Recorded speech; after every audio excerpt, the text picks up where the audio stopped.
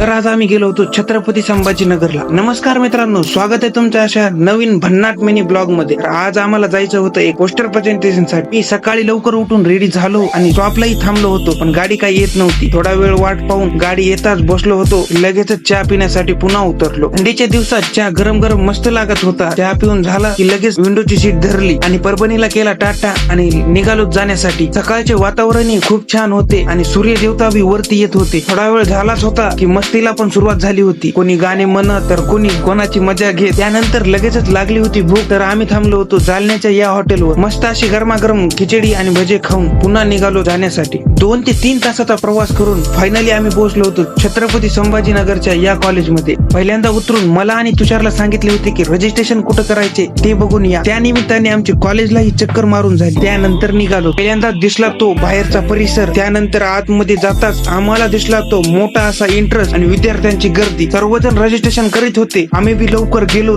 आणि रजिस्ट्रेशन केले आणि पोस्टरचा नंबरही भेटला. तर आम्ही कसे केले पोस्टर प्रेझेंटेशन हे बघण्यासाठी तुम्ही पुढला ब्लॉग कंटिन्यू करा.